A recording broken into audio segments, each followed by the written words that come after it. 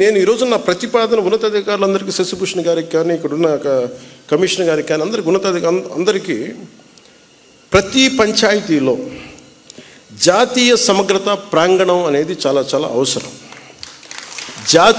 దాంట్లో జాతీయ సమగ్రత స్తూపం అది మీరు 1000 గజాల్లో పెడతారా, ఎకరంలో పెడతారా, ఇంకెక్కువలో పెడతారా ఆ పంచాయతీలను బట్టి కనీసం ప్రతి చోట 13,326 పంచాయతీల్లో 13,326 జాతీయ సమగ్రత ప్రాంగణాలు ఉండాలి. 13,326 జాతీయ సమగ్రత స్తూపాలు ఉండాలి. ఇది దయచేసి దీన్ని ఎలా తీసుకెళ్తాం, దీనికి కావాలంటే నేను క్యాబినెట్లో కూర్చొని గౌరవ ముఖ్యమంత్రి చంద్రబాబు నాయుడు గారితో మాట్లాడి, అవసరమైతే కేంద్ర ప్రభుత్వంతో మాట్లాడి, ఇది చాలా చాలా అవసరం ఇప్పుడున్న పరిస్థితుల్లో.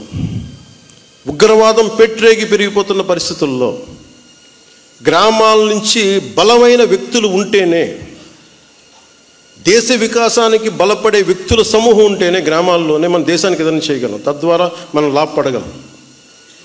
మనకి ఉనికినిచ్చిన మన దేశం తాలూకు మనం భాగస్వాములు కాకపోతే, ఇది నాకు సంబంధం లేదు, నా కులం కాదు, నా పార్టీ కాదు, మా ఏరియా కాదు అనుకుంటే అలా కుదరదు.